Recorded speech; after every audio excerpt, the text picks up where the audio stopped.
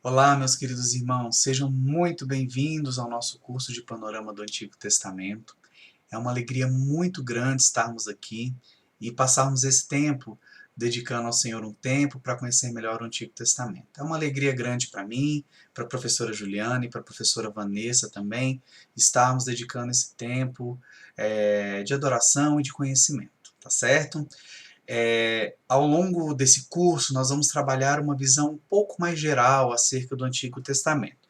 Mas claro que os irmãos vão ver que em vários momentos nós vamos nos ater a tópicos específicos, a entrar em momentos específicos ou até mesmo em livros específicos. Mas, de um modo geral, a visão é uma visão um pouco mais ampliada, um pouco mais generalista mesmo acerca dessa parte da Bíblia que é tão importante.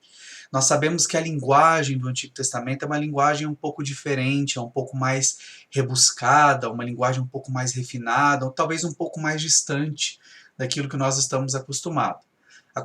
E sabemos também que a própria cultura do povo, né, daquela época, o povo judeu, é uma cultura bastante diferente da que nós temos hoje, na verdade. Então, talvez algumas coisas precisem ser detalhadas para que possamos compreender melhor as histórias e os valores que estão ali contidos. Então, por isso que é importante nós dedicarmos tempo a conhecer melhor o Antigo Testamento. É muito comum que pessoas leigas ou que pessoas que muitas vezes não são crentes, né, que não têm muita familiaridade com o Antigo Testamento, elas achem que o Antigo Testamento apresenta um Deus diferente do Deus que é apresentado no Novo Testamento, quando na verdade é o mesmo Deus que é apresentado. A grande questão é que nós temos uma revelação gradual ao longo das Escrituras. Então, o caráter de Deus, a santidade, os atributos de Deus, eles vão sendo apresentados no Antigo Testamento, de modo que nós temos no Novo Testamento uma culminância na pessoa de Jesus Cristo, né? Mas nada do que está no Antigo Testamento é perdido, né? Então, por isso que é importante para nós compreendermos o Novo Testamento, compreendermos o Antigo, tá certo? Até porque essas duas sessões que nós dividimos, né, elas completam as Escrituras, né, ou a Escritura, a Palavra de Deus. Então, dedicar um tempo para conhecer essa parte, né, é extremamente importante, é muito bom mesmo, e nós queremos convidar e incentivar você que continue assistindo às aulas, né? O conteúdo é bastante denso, mas eu tenho certeza que vai ser um tempo bastante agradável, né? Então vamos orar ao Senhor antes de começarmos a aula de hoje, pedindo para que Ele nos abençoe. Então, onde você estiver, na sua casa, abaixe a sua cabeça e vamos orar a Deus. Senhor, nós te agradecemos por tudo, te agradecemos pelo teu cuidado, pelo teu amor, pelas tuas bênçãos derramadas e pedimos que o Senhor nos abençoe, nos guarde, que o Senhor fale aos nossos corações, que o Senhor permita que conheçamos mais a Ti, conheçamos melhor a Ti, experimentemos mais a Ti nosso dia a dia. Muito obrigado por tudo e é no nome de Jesus que nós oramos e agradecemos. Amém. Então, meus queridos, a aula de hoje nós vamos focar nos primórdios. Então, na verdade, nós vamos ter é, é, três aulas a respeito do primeiro livro do Antigo Testamento, que é o livro de Gênesis, que é um livro muito interessante, né? É um livro rico em histórias, em detalhes e que abrange um período muito grande de tempo, ao contrário do que nós possamos imaginar. Mas antes de falar propriamente, né, do livro de Gênesis, é importante nós falarmos um pouco dos 5 primeiros livros das Escrituras. Essa primeira sessão ela é chamada de Pentateuco, tá certo? Essa sessão ela foi escrita por Moisés, e nós temos vários argumentos, né, a respeito da autoria do Pentateuco. Mas a teoria mais aceita, né, tanto pelo judeu, né, pelos judeus, né, ao longo da história, quanto pelos cristãos, é que Moisés é realmente o autor do Antigo Testamento. Bem, alguns teólogos mais modernistas, eles vão propor, na verdade, que a autoria dessa seção das Escrituras, ela não é de Moisés. Na verdade, é um compilado de informações religiosas e cerimoniais que foram escritas lá no período do pós-exílio, né? Mas, na verdade, o que a Escritura mostra não é isso. Nós temos tanto evidências internas, né, dentro da própria Escritura, quanto evidências históricas, né, que na verdade esse livro, essa seção foi escrita muito antes desse período do pós-exílio, tá ok? Então é importante nós termos isso bastante claro na nossa mente. Claro que sempre vai ter uma opinião contrária, né, uma visão diferente, mas a visão histórica é que Moisés realmente ele é o autor. Ao contrário do que os críticos, né, modernistas eles falam, na época de Moisés não existia somente transmissão oral, porque eles vão falar o seguinte, que na época que Moisés viveu, não existia transmissão escrita. Mas o que nós já sabemos hoje em dia é que, pelo contrário, já haviam sistemas de escrita desde a época de Moisés, então isso não impediria de forma alguma que ele escrevesse essas traduções, essas histórias, né? E a gente tem algumas evidências disso, né? Nós percebemos que em alguns trechos do Pentateuco, né, desses 5 livros, Moisés ele vai reivindicar, ou seja, ele vai afirmar que Deus o escolheu para e ordenou que ele escrevesse, né, sob a direção do próprio Deus. Então nós vamos ver isso em momentos muito claros, um momento bastante expressivo em relação ao decálogo, né, os 10 mandamentos. Então nós vemos ali claramente Deus ordenando que Moisés escrevesse aquela lei para que aquela lei se tornasse conhecida, tá certo? E, além do mais, o próprio Jesus e vários autores do Novo Testamento, né, eles vão afirmar que Moisés é o autor dos chamados livros da lei. Tá ok? Então, o Pentateuco é um termo grego, né, de origem grega, que vai significar 5 livros. Né? Mas, na verdade, o nome original dessa seção, né, nos escritos hebraicos ou para o povo judeu, é chamado de Torá, que é a lei, né, que vai falar a respeito da lei. Esse nome grego, na verdade, ele foi dado numa versão que a gente chama de Septuaginta, que é uma versão de 70 sábios judeus, né, alexandrinos, que escreveram, né, que na verdade fizeram essa transcrição, né, ali no século III antes de Cristo. Então eles eram sábios que eram como copistas, né, que escreviam esses trechos das escrituras. Então, se nós tivéssemos um grande momento mais oportuno, nós poderíamos falar um pouco de como foi esse processo de escrita do Antigo Testamento. Mas, de maneira geral, esses escritos, de tempos em tempos, eles eram copiados, né, de modo que não se perdesse até mesmo pelo tempo. Então, como nós sabemos, até mesmo hoje que temos o papel, volta e meia nós podemos ter destruição desse meio, esse meio pode se deteriorar, então por isso que nós fazemos cópias. Então é mais ou menos esse procedimento que fez com que as escrituras chegassem hoje até nós, tá certo? Então esse grupo de judeus era um grupo de estudiosos que faziam esse trabalho de preservação, né, das escrituras.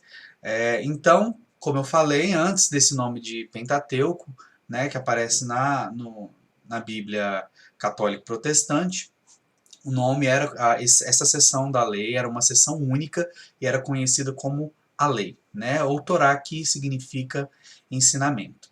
Então é interessante que somente esses 5 livros eles eles tomam um período de aproximadamente 2.500 anos da história humana. Então, na verdade, se a gente considerar entre o lapso da criação, né, o momento da criação, até os acontecimentos, né, do final desse livro, a libertação, né, e o povo prestes a entrar ali na Terra Prometida, nós vamos ver que esse período é muito maior do que o restante do Antigo Testamento. Então, essa sessão abrange uma história, um tempo de história bastante expressivo, né? E, como eu falei também, esses livros eles compõem uma unidade. Então, nós não tínhamos 5 livros, né, como nós temos hoje divididinho nas escrituras. Essa divisão ela é feita para que possamos achar mais fácil, né? Mas esses livros eles compunham um único escrito, né, um único rolo, digamos assim, de aproximadamente 9,5 metros de comprimento, em que todo esse ensinamento, todo esse conteúdo, ele era escrito. Certinho? E é muito interessante que nós vamos encontrar alguns temas a respeito de como Deus se relaciona com o seu povo na história da humanidade de maneira geral e de como o povo, e qual é a relação do povo, das pessoas com Deus ao longo da história também. Então vou projetar um quadro muito interessante para que os irmãos possam visualizar. Esse quadro foi retirado do livro de um autor chamado Baxter, que chama Examinar as Escrituras, um livro bastante interessante e detalhado. Então, eu queria chamar a atenção para alguns temas. Olha só, quando a gente pensa na experiência do homem em relação a Deus, os temas que são tratados do homem em relação a Deus, nós vamos observar que nas Escrituras esses temas várias vezes vão acontecer, ou seja, são temas recorrentes. Então, lá em Gênesis, nós vamos ver a ruína, né? Então, conta a história não só da criação, mas também vai contar a história da ruína, por conta do pecado do homem. Em Êxodo, nós vamos ter a apresentação da redenção por meio do sangue. Lá em Levítico, nós vamos ter a comunhão, que acontece baseada na expiação dos pecados. Em Números, nós vamos ver Moisés orientando o povo, ou seja, mostrando que Deus ele direciona por meio da sua vontade o seu povo para cumprir o propósito que ele tem nesse mundo. E em Deuteronômio, nós vamos ver Deus destinando esse povo a grandes feitos através da sua própria fidelidade. Mas nós também podemos ver aí como embaixo alguns temas mostrando como é a relação de Deus com o seu povo. Lá em Gênesis nós vamos ver a soberania divina na criação e na eleição do homem. Então nós vamos ver que Deus ele é soberano em todo esse processo. Em Êxodo nós vamos ver o poder divino exatamente na redenção e na emancipação. Em Levítico nós podemos encontrar a santidade divina, que se mostra na separação e na santificação, e que é um tema muito importante e recorrente nas Escrituras. Em Números, nós vemos tanto a bondade de Deus, mas vemos a sua severidade por conta da sua santidade inegável, ou seja, Deus ele cuida, mas ele também julga o pecado. E em Deuteronômio nós vamos ver diversas experiências acerca da fidelidade divina quando Moisés ele vai revisitar os eventos, a libertação do seu povo, né, quando Moisés ele vai falar reapresentar a lei a esse povo. Então nós vamos ver um Deus que disciplina e um Deus que é fiel e leva o seu povo ao seu destino.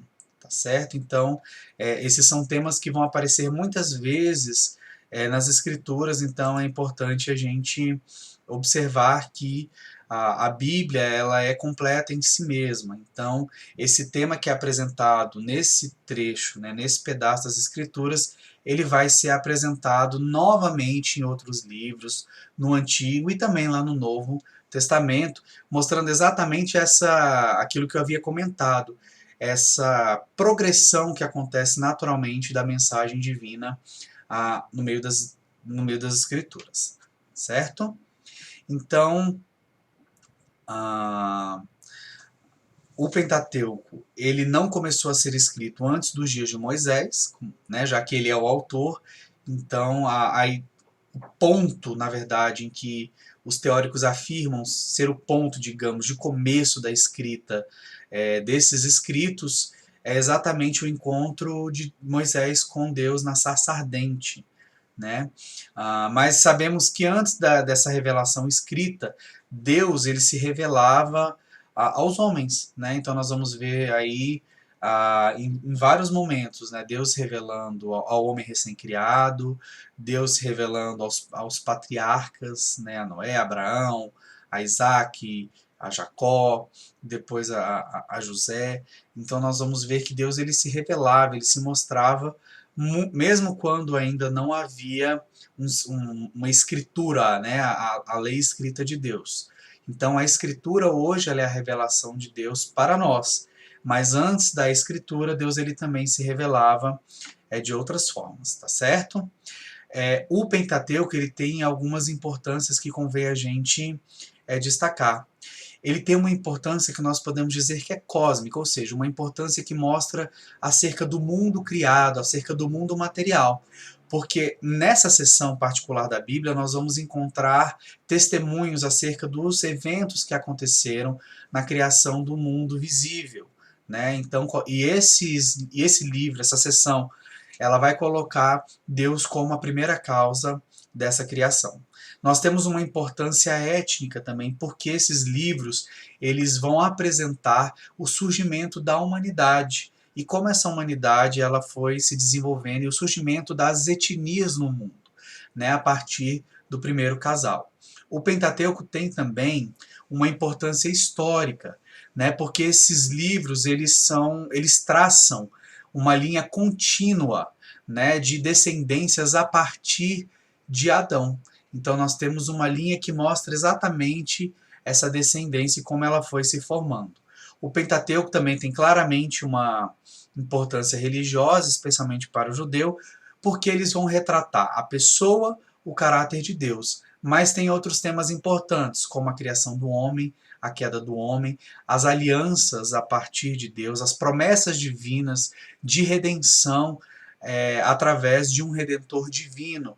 Então, lá já em Gênesis, nós vamos ver que existe o chamado proto-evangelho, ali no momento da criação e reafirmado ali no momento da queda. Então, o plano de redenção da humanidade ele já é apresentado ali.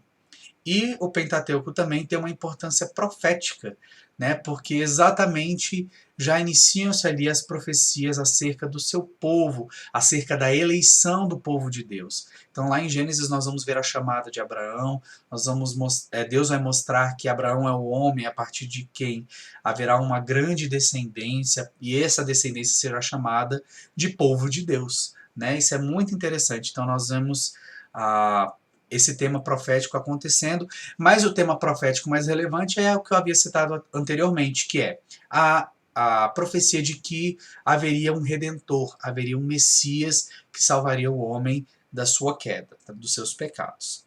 Então, os temas principais da Bíblia se encontram nessa seção de 5 livros, né? Então, a soberania de Deus, nós vemos claramente isso, especialmente no momento da criação. Né? Nós vemos aqui os temas acerca da criação e da queda do homem e também da vinda do Messias e a restauração do homem. E esses temas eles vão ser apresentados e vão começar a se cumprir nessa sessão, mas o cumprimento vai perpassar por todo o Antigo Testamento até chegar o Novo. Ok? E é interessante também nós notarmos que existe uma semelhança e também contrastes muito grandes entre o primeiro e o último livro das Escrituras. Então, entre Gênesis e Apocalipse, nós vamos ver algumas semelhanças e também alguns contrastes que são muito interessantes. Então, vou projetar aí para que os irmãos possam ver o primeiro quadro que vai falar acerca das semelhanças. Então, se os irmãos observarem aí, como semelhança, nós vamos ver que tanto no livro de Gênesis quanto no livro de Apocalipse, nós temos um novo começo e uma nova ordem. Né? Então nós vemos a queda do homem, né, e a restauração do homem. E lá em Apocalipse, nós vamos ter exatamente um novo começo e uma nova ordem também, ou seja, a completude, né, não sei se essa palavra existe, mas exatamente da redenção humana. Então nós sabemos que o nosso processo de salvação ele só vai se concretizar no céu. Então aí a partir desse evento nós vamos ter o estabelecimento de uma nova ordem. Então é claro isso tanto no livro de Gênesis quanto no livro de Apocalipse. Nós vamos ter algumas imagens que vão aparecer tanto no livro de Gênesis quanto no livro de Apocalipse. Então, por exemplo, a árvore da vida, o rio, a noiva e a caminhada de Deus com o homem. Nós observamos que em ambos os paraísos nós vamos ver os mesmos ideais que Deus exige nos campos moral e espiritual, ou seja, nós vamos ter, no caso de Apocalipse, a restauração ao original, né? Exatamente vendo que a restauração do homem, de modo que ele seja perfeito, né? Que ele seja completamente restaurado ao que deveria ter sido no início. E também nós vemos que, embora no final do livro lá de Apocalipse o jardim ele tenha dado lugar a uma cidade, o ideal de santidade do Éden, finalmente ele vai triunfar. Então nós vemos aí essa história sendo completada. Mas nós temos também alguns contrastes, né, entre esses livros, e esses contrastes também são importantes. Enquanto lá em Gênesis nós vemos que o pecado ele resulta, né, em expulsão, lá em Apocalipse nós vamos ver que a graça divina vai produzir uma reintegração completa entre homem e Deus. Em Gênesis nós temos a maldição imposta por conta do pecado e da queda do homem. Em Apocalipse, essa mesma maldição ela é eliminada. Em Gênesis, o acesso à árvore da vida ele é vetado por conta do pecado do homem. Lá em Apocalipse, o acesso ele é recuperado em Cristo. Em Gênesis, nós vemos o começo do sofrimento humano e da morte. Em Apocalipse, nós percebemos que não haverá nem morte e nem sofrimento. Em Gênesis, nós vemos a perca do domínio por Adão. Mas em Apocalipse nós vemos uma restauração do domínio por meio de Cristo. Em Gênesis, a gente observa que, entre aspas, triunfa a maldade da serpente. E em Apocalipse nós temos um triunfo claro do Cordeiro. Né? Isso já era plenamente esperado. Em Gênesis nós temos uma expectativa e em Apocalipse nós temos uma realização. Então,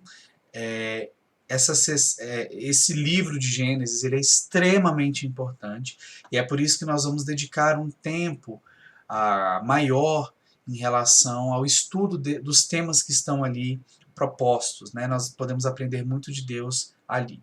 Então, mostrando para os irmãos um esboço do que seria, né, o livro de Gênesis, nós vamos ver aí que dos capítulos 1 a 11 nós vamos ter a história primitiva, que inclusive é essa parte que nós vamos focar hoje, esses temas, então a criação, a queda, o dilúvio e a crise de Babel.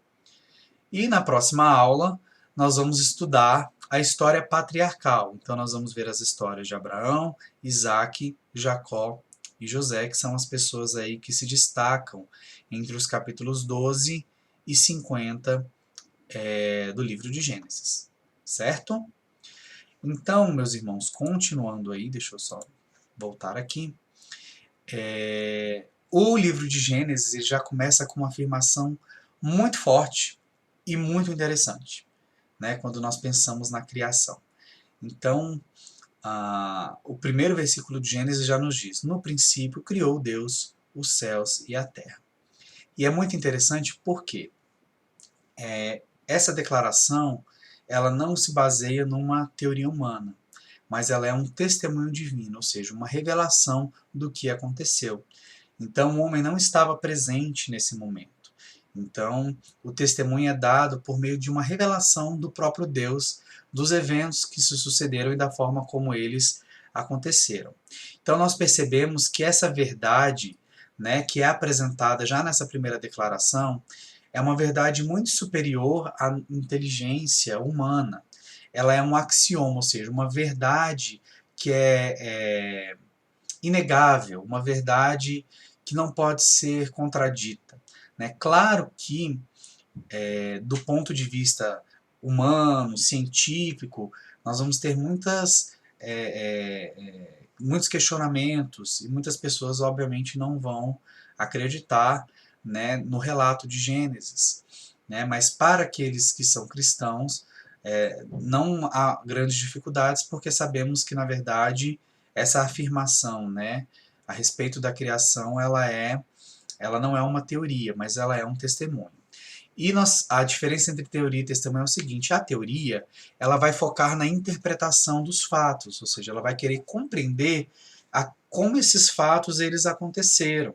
Então, muitas vezes o que se tenta é entender a lógica por trás dos fatos. Não é isso que na verdade a ciência faz? Então, a partir de um fato, nós elaboramos teorias para tentar explicar esses fatos. E isso é claramente visível Então, na minha área, por exemplo, isso é bastante claro. Então, a partir de um fato observado na saúde ou no efeito de um medicamento, eu vou propor, por exemplo, uma teoria para compreender por que aquilo aconteceu.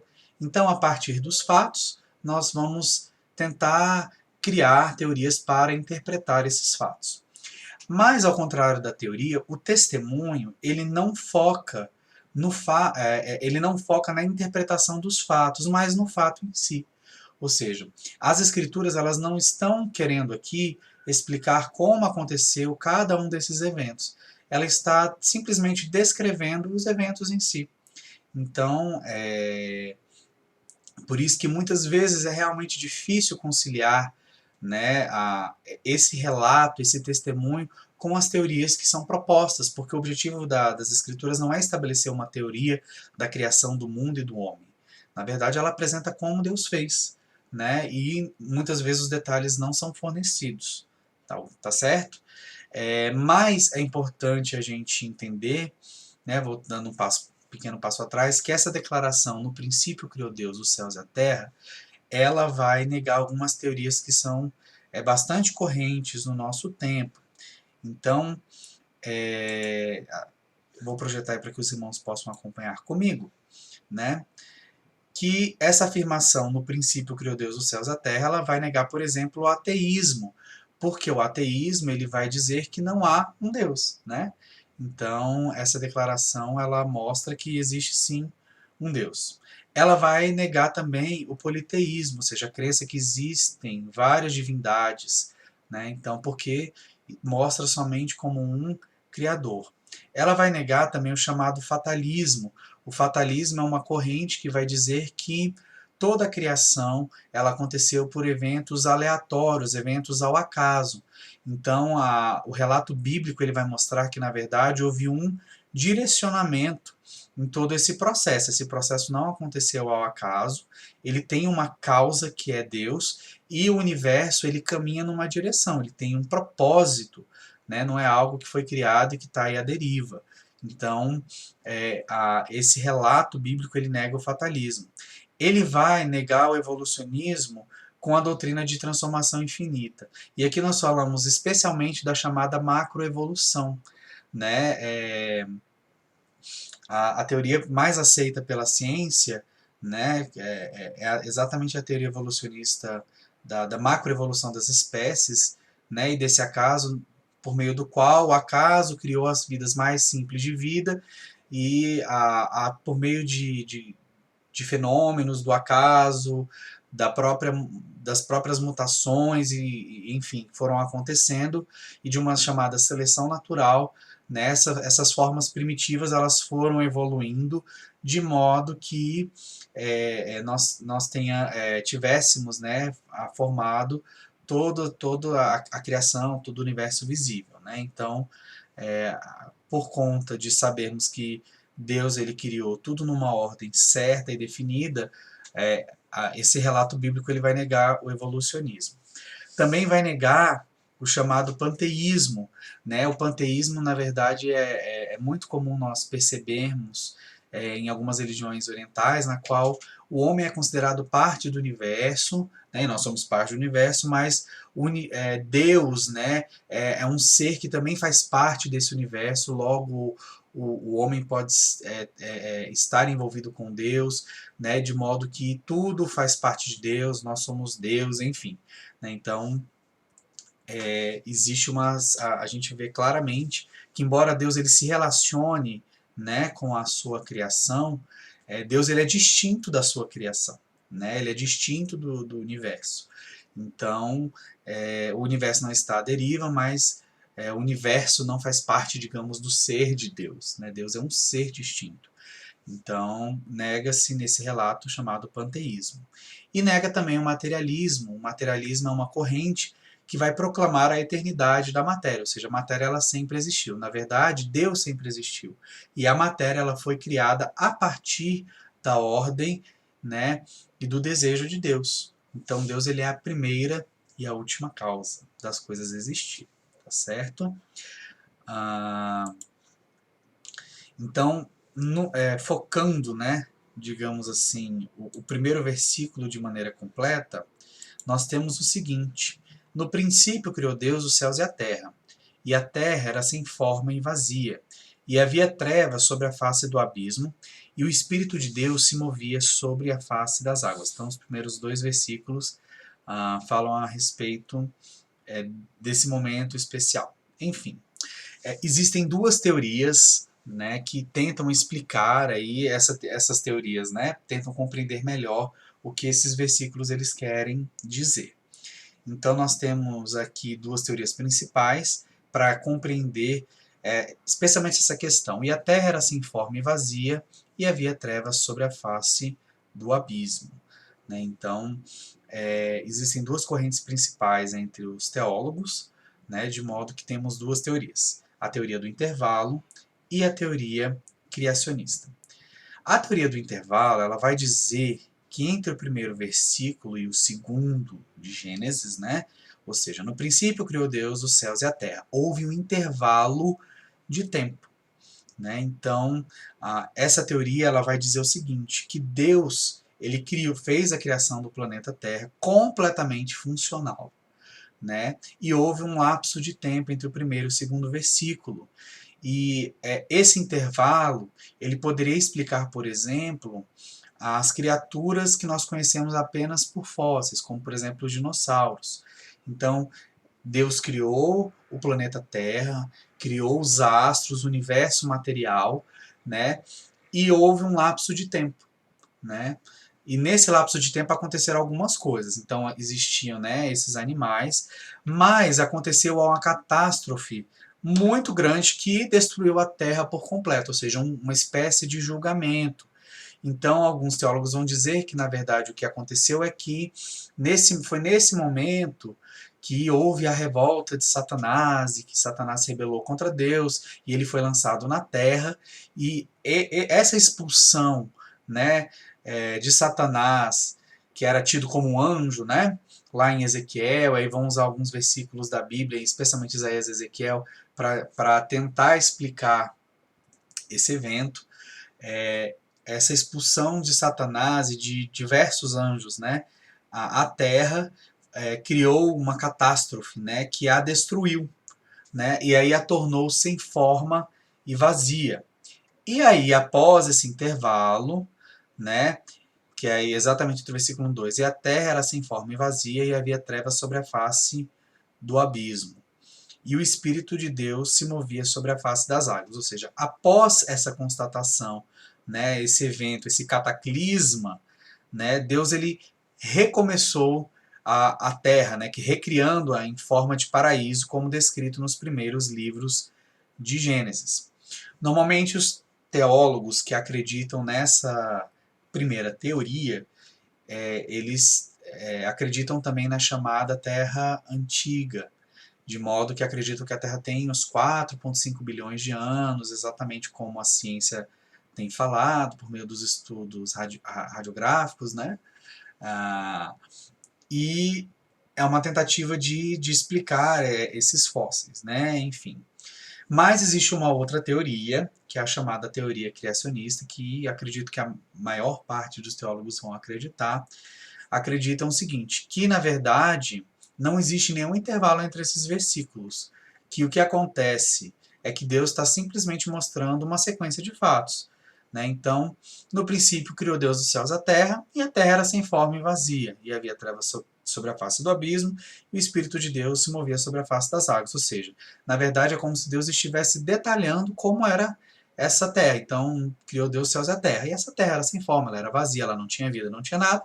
E a partir ali do terceiro versículo de Gênesis, né, então Deus disse, houve luz. Né, então, ali começam-se os atos divinos que trouxeram as coisas à criação. Né? Então, na verdade, esses eventos seriam simplesmente uma sucessão ordenada de atos divinos. Essa teoria ela é muito interessante porque ela coaduna, ou seja, ela afirma, confirma, ela é compatível com o conceito bíblico de criação a partir do nada, ou seja, a criação que nós chamamos de ex nihilo. Esse ex nihilo é um termo latino que simboliza a criação a partir do nada. Então, o interessante dessa teoria criacionista é que ela não precisa de uma matéria pré-existente para criar as demais coisas, né? Como, por exemplo, o evolucionismo teísta, né? Que acredita numa espécie de evolucionismo no qual Deus foi agindo, né? Acredita. A teoria criacionista não, ela acredita que Deus criou tudo a partir do nada, com um senso de propósito. Então, esse segundo versículo seria apenas um segmento lógico no processo de criação da Terra. Então, Deus apresentou que no início ele criou e que essa Terra era simplesmente vazia e Deus foi a transformando e tornando habitável ao ser humano.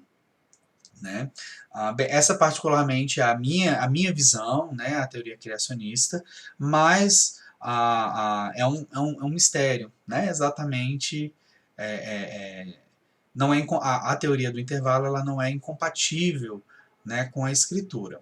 O evolucionismo teísta, de outra forma, eu já considero incompatível. Por quê? O evolucionismo ele pressupõe aleatoriedade no processo.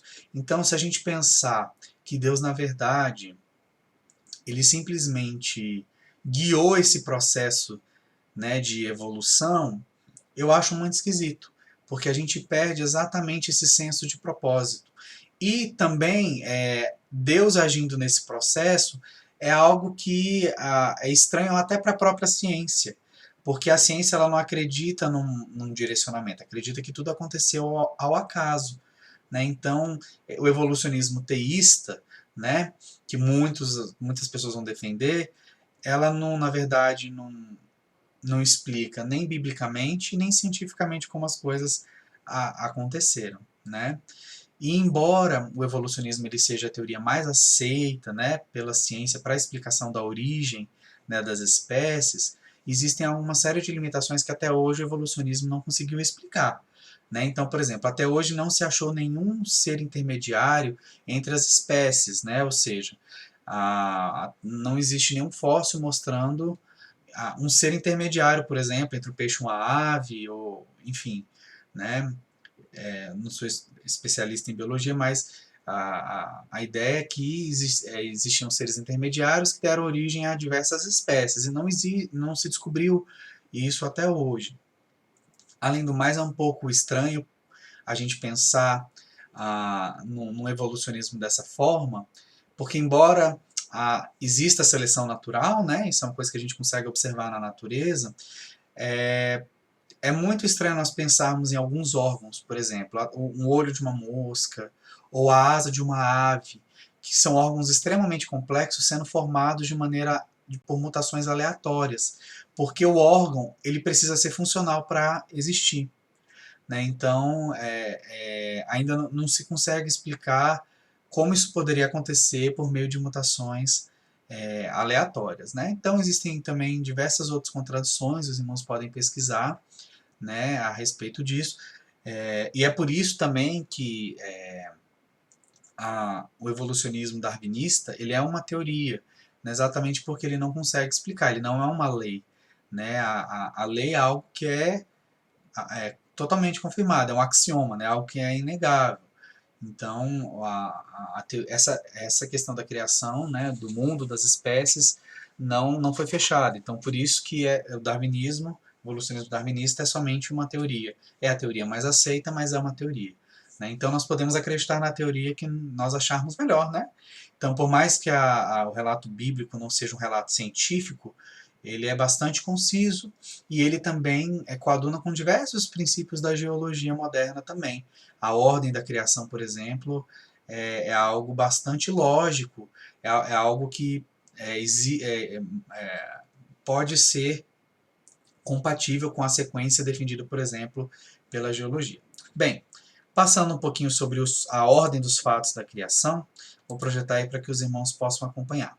Então, nós não vamos falar detalhadamente sobre essa questão, já falei bastante coisas, mas isso daria um módulo todo de curso, né? Então, nós vamos atentar somente a esses detalhes mesmo.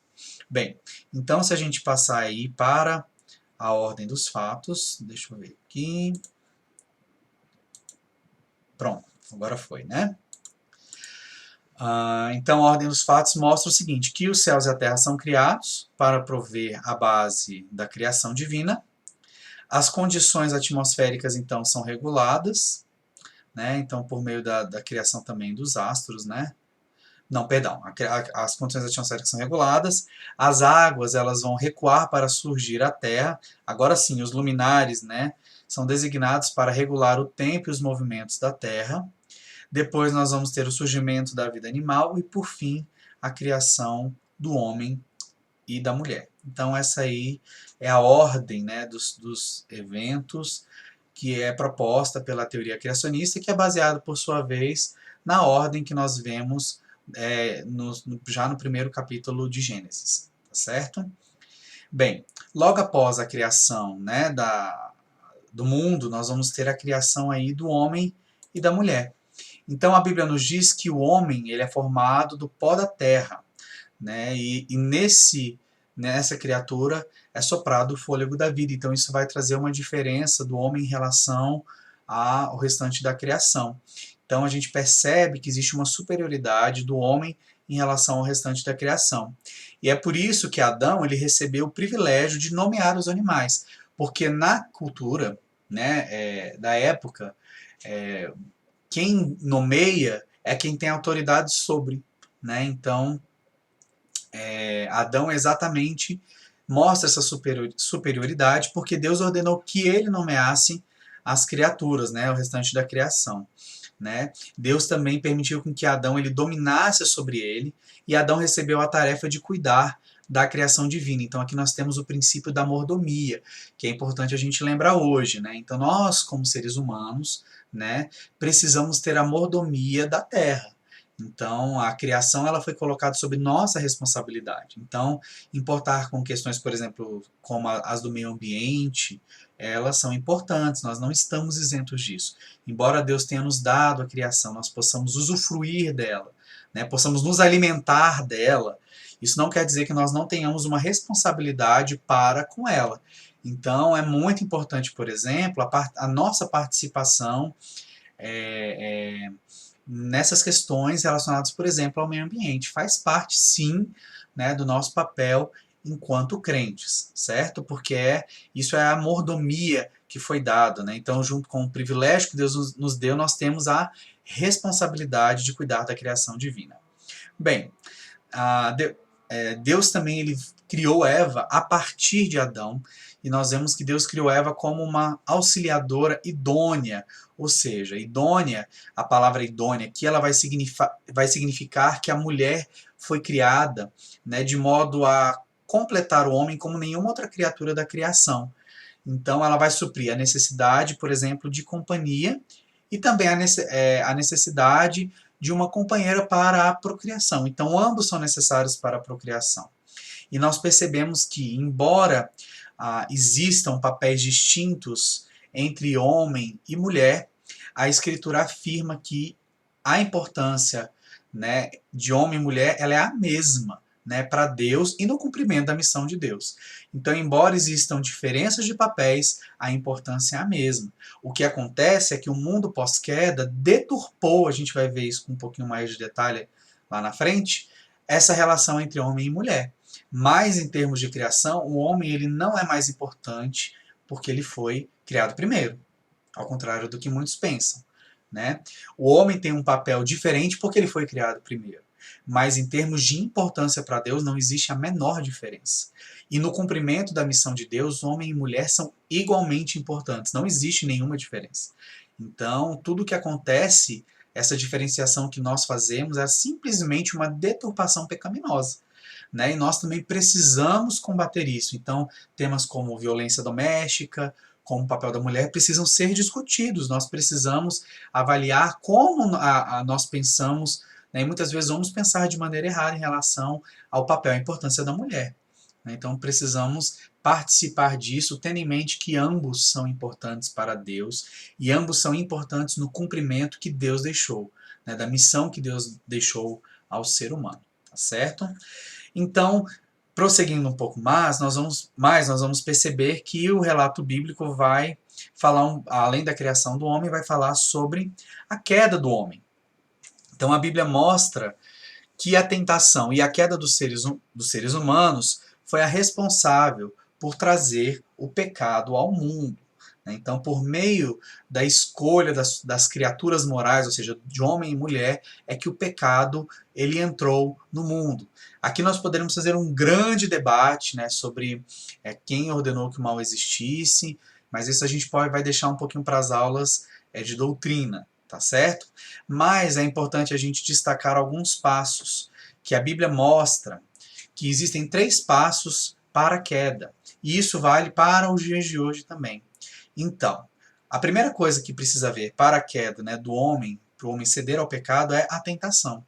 E a tentação nós não podemos fugir dela. O segundo passo é a aceitação dessa tentação e dessa verdade, dessa mentira que muitas vezes é colocada pelo tentador, pelos nossos próprios desejos. E por último, nós vamos ter a queda propriamente dita e as consequências dessa queda. Então nós percebemos que a tentação ela é permitida, ela foi permitida por Deus. Então Deus não, por exemplo, quando ele colocou a árvore, né, no centro do jardim, ele não a escondeu, ele não a ocultou, né, dos seres que ele havia criado, ele simplesmente deu a ordem de que eles não comessem do fruto daquela árvore. Né? Então, Deus não escondeu a árvore, Deus não colocou uma proteção, um fogo ali ao redor da árvore. Né? Então, a árvore estava ali, mas o homem não deveria se permitir comer daquele fruto. Então, o que a gente observa é que a tentação ela veio de modo que a palavra de Deus ela foi posta em xeque e contestada pela serpente. Então, de maneira bastante perspicaz, ardilosa, né, a serpente, por trás da serpente, né, que era um animal, existia uma influência, né, de uma criatura maligna, né, que é chamada na Bíblia de Satanás, de diabo, né? Esse ser, ele colocou ideias ali na cabeça da mulher e do homem, de modo que começou a pôr em xeque aquilo que eles haviam recebido da parte de Deus. E aí, ao invés do homem, né, simplesmente negar, né, como nós devemos fazer isso em relação à tentação, os primeiros humanos eles aceitaram aquela informação. Né? Então, primeiro Satanás cativou os ouvidos, né, por meio dessa argumentação lógica, depois os olhos, mostrando que o fruto ele era bom, ele era desejável. Né? E fez isso de modo que o desejo superou a vontade de obedecer a Deus. Então a gente vê aqui, nesse episódio, algo que lá na primeira carta de João, lá no final do Novo Testamento, nós vamos ver. Né? Então, o texto de 1 João 2,16 vai nos dizer o seguinte: porque tudo que há no mundo, a concupiscência da carne, a concupiscência dos olhos e a soberba da vida não é do Pai, mas do mundo. Então aqui ele vai mostrar exatamente isso, que a concupiscência da carne, ou seja, os desejos da carne, né, os desejos malignos da carne, os desejos malignos dos olhos, aquilo que foi visto. E a soberba, né, porque o que Satanás estava propondo ali, na verdade, é que o homem e a mulher, na verdade, eles podiam ser como Deus. Né? E na verdade, até conversando com um amigo um dia desses, o homem já havia sido feito à imagem e semelhança de Deus. Né? Então, o que Satanás fez foi simplesmente deturpar uma verdade. Né? O homem já era a imagem e semelhança de Deus. Então, Satanás ele falou, não, Deus não quer que vocês sejam como ele. Né? Na verdade, ele criou uma mentira. E o homem, por meio da sua soberba, de querer saber mais, de querer ser mais, ele acabou aceitando aquilo como verdade. E foi por isso que veio a queda. Né? Então, nós vemos aqui nesse versículo exatamente o cumprimento dessa tentação. Né? E aí nós vemos que a partir dessa tentação, nós temos consequências que são bastante catastróficas, especialmente nesse primeiro relato, mas que servem para a nossa vida. Né? Então vamos dar uma olhadinha nas consequências da queda que são relatadas no texto bíblico. Né? Primeiro, os olhos, né, foram abertos conforme a meia-verdade dita pela serpente, e eles perceberam que estavam com vergonha por estarem nus. Então eles se tornaram conscientes do seu pecado e fugiram do Criador. Então a primeira coisa que o homem fez foi fugir. Ao invés de pedir perdão, ao invés de assumir que havia pecado, eles fugiram do seu Criador. E aí esse pecado gerou um afastamento espiritual de Deus, de modo que Deus os expulsou do jardim, amaldiçoou a terra, amaldiçoou a serpente, né? E aí sim acontece a deturpação entre os papéis de homem e mulher. Então, na verdade, o próprio trabalho sofreu uma maldição. O trabalho não é uma maldição, não é fruto da queda, porque o homem trabalhava antes. Mas o trabalho, por exemplo, tornou-se mais pesado, mais difícil, né? Então a gente observa que houve uma deturpação, ou seja, uma maldição que aconteceu sobre a terra. Da mesma forma, a mulher ela já iria ter filhos antes, mas o parto veio com dores, né? Então, ou seja, por meio de dores. Então, a gente vê que a partir do pecado, a partir da entrada do pecado no mundo, vários papéis eles vão mudar, né? Então, isso acontece ainda hoje. Então, o pecado, ele nos afasta de Deus cada vez mais, né? E aí nós perdemos uma série de benefícios, de privilégios da companhia, né? Embora Deus ele seja misericordioso, um Deus gracioso, nós perdemos por estarmos distante dele, né? Então, a gente observa que após a expulsão, né, do homem ali do jardim, nós vamos ter uma série de eventos, né, e o primeiro deles, né, é exatamente o nascimento dos dois filhos de Adão e Eva, que eram Caim e Abel. E aí a gente vai ver o relato bíblico, o primeiro assassinato. Então ali a gente já mostra, né, que Deus já havia declarado qual tipo de sacrifício o agradava. Então, a primeira coisa que Deus fez na queda do homem e da mulher foi sacrificar o animal para cobrir a nudez do homem e da mulher. Então, ali já estava mostrando que o derramamento do sangue era o que traria o perdão aos pecados. Então, isso já era sabido por Adão e Eva, porque eles presenciaram isso.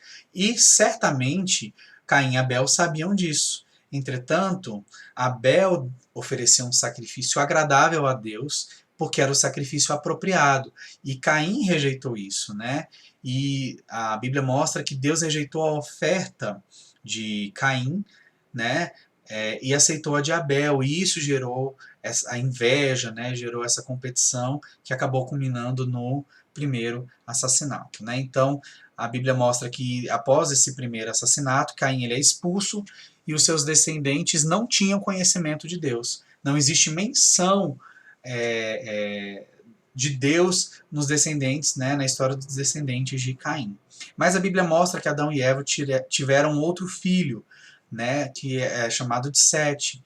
E foi a partir da linhagem desse filho chamado Sete que nós vamos ter a, a origem, né, das demais famílias, dos demais descendentes que vão levar a Noé e aos patriarcas, por exemplo. Então, a gente vê que essa linhagem de Sete era uma linhagem temente a Deus, ao contrário da linhagem de Caim.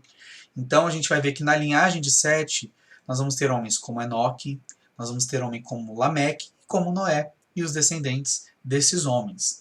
Mas a gente observa que já nesse momento, né, da história humana, a maldade humana ela alcançou um nível muito terrível, muito grande, de modo que Deus ele decretou o primeiro juízo, né, de destruição sobre a terra. E a Bíblia diz que por 120 anos, Deus ele anunciou ao homem que ele traria esse juízo. Mas somente Noé e a sua família confiaram na palavra de Deus e obedeceram às ordens de Deus. Então a gente vai ver no relato bíblico de Noé que durante 120 anos houve a pregação, a divulgação da mensagem de destruição e de arrependimento. E durante esses 120 anos as pessoas viram Noé construindo essa grande arca, né? Então o homem não voltou os seus olhos até a Deus, né? E de modo que somente Noé e sua família a obedeceram. Então, aqui falando um pouquinho especificamente sobre o dilúvio, aí a gente pula um pouquinho da história, nós percebemos alguns questionamentos. Né? Seria o dilúvio universal ou algo que aconteceu somente naquela região? Bem, Alguns teóricos vão acreditar que o dilúvio foi regional, foi só naquela região ali onde os seres humanos habitavam. Mas, segundo o relato bíblico, o dilúvio foi universal. Né? Dá-se a entender que o dilúvio ele foi um evento, um cataclisma, né? De cunho universal. Então a gente observa o seguinte, que o dilúvio não durou somente 40 dias. Então a gente observa o seguinte, que 40 dias foi o período que houve copiosa chuva, ou seja, choveu durante 40 dias. E a Bíblia vai mostrar que não só choveu, mas as fontes das águas, né, se abriram. Então dá a entender que não veio água só da chuva, mas vieram águas subterrâneas também. Fontes de águas, elas eclodiram de modo a inundar a terra, né? Então, águas abismais, né, águas que estão bastante profundas, elas surgiram da terra de modo que houvesse essa inundação. E a Bíblia diz que durante 150 dias as águas elas predominaram, ou seja, a terra ficou completamente submersa de água num período de 150 dias. Após esse período, né, que as águas continuavam elevadas, as águas elas começaram a escoar, ou seja, as águas começaram a voltar para o seu lugar, né? E não foi senão após o 5º mês, depois do início da chuva, que a arca repousou no Monte Ararat, que era um monte de altura bastante considerável, ou seja, a água havia começado a baixar, mas não completamente. Então foi somente 11 meses, ou seja, quase um ano depois do início da chuva, é que as águas acabaram secando. E o texto bíblico, né, nos mostra o seguinte, que exatamente 1 ano e 10 dias depois do início do dilúvio, Noé e sua família saíram da arca e pisaram em solo seco. Ou seja, então o dilúvio ele foi um evento longo, não foi um evento curto. Né? Então a Bíblia dá a entender que foi um evento universal, sim, certo? Então nós também não vamos entrar em muitos detalhes aqui, né? Porque isso também daria um módulo de estudo só, por si só, mas somente passeando por essas informações.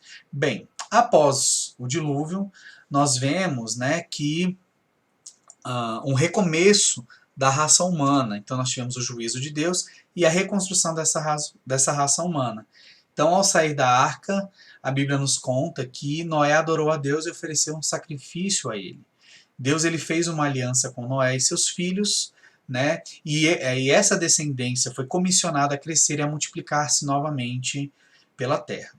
E a gente observa que após o dilúvio nós tivemos algumas mudanças consideráveis. Então, o primeiro deles é o encurtamento da vida humana. Então, nós vamos ver que os primeiros homens, né, da era pré-diluviana, eles viviam muitos, né? Então, Enoque, Matusalém, que viveu quase 1000 anos. Então, eram pessoas que viviam muito. Então, após o dilúvio, houve um encurtamento progressivo da vida humana. A gente observa também que o solo passou a exigir ainda mais trabalho do que já tinha após a queda. E também nós vamos ver também a instituição de uma pena de morte para quem matasse o seu semelhante. O próximo evento, né, que Gênesis vai retratar é a chamada dispersão em Babel. Então a Bíblia nos mostra que o povo, essa descendência, falava somente uma única língua. E a gente tem que entender que, ao contrário do que a gente pensa, esse povo não era um povo primitivo, sem cultura, não. Era um povo extremamente inteligente, né? Um povo que já havia descoberto instrumentos, né? Já faziam inclusive armas, né? Então já trabalhavam bronze, então era um povo bastante avançado, né? Tinham muitas tradições. Então não era um povo que não tinha inteligência, era um povo extremamente hábil e capaz.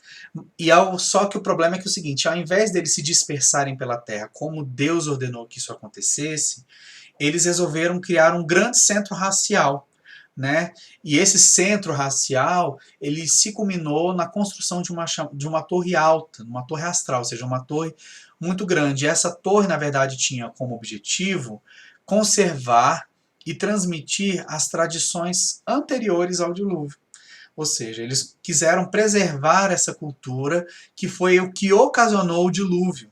Né? Então eles estavam, dessa forma, desafiando o mandamento divino, né? De adorarem a Deus e de se dispersarem para povoar a terra. Então eles se tornaram um povo novamente extremamente orgulhoso, mostrando o efeito que o pecado tem na vida dos seres humanos, né? Então, essa rebeldia ela continuou acontecendo. Então a Bíblia vai dizer o seguinte, vai mostrar que Deus vai trazer a confusão dessas línguas, né? Vai confundir de modo que o povo ele vai se dispersar, né? Então, e isso aconteceu aproximadamente 300 anos após o dilúvio. Então, olha só quanto tempo essa população, né, esses descendentes de Noé, eles ficaram ali naquele mesmo local, desobedecendo a Deus. Né? Então, com o passar do tempo, não aconteceu o que Deus havia ordenado. Então, Deus força essa dispersão, de modo que, com a confusão de línguas, né, eles foram se juntando com quem se entendia com quem, e isso permitiu com que esse povo ele se dispersasse, ele se migrasse pelo planeta. Então, por último, eu gostaria de mostrar aqui para os irmãos um mapa, um pequeno mapa que mostra ali a partir do Oriente Médio como que poderia ser uma migração, uma dispersão desses povos por todo o mundo. Que a Bíblia diz que a partir desses descendentes nós tivemos a fundação, né, a criação das diversas etnias e das diversas culturas. Então, se nós observarmos ali nessa região ali da Mesopotâmia, ali do Oriente Médio, nós vamos observar que houve uma migração muito grande, e aí nós temos um mapa planificado, não é terra plana, tá, irmãos? Pelo amor de Deus. Isso é só uma planificação do mapa, né, para que os irmãos possam entender esses movimentos. Então, nós temos aí a partir desse centro, né, ali no Oriente Médio, migração para a Europa, para a Ásia, para a Oceania, para a África e também para as Américas. Né? Então nós vemos aí que o povo ele teve condições de se dispersar a partir da dispersão de Babel. Tá certo? Então, meus irmãos, era isso que eu tinha para falar com os irmãos hoje.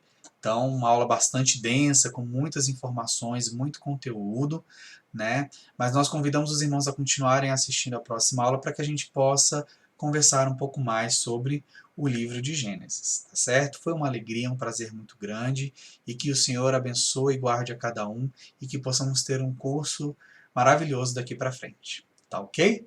Muito obrigado por tudo e uma semana abençoada. Tchau, tchau.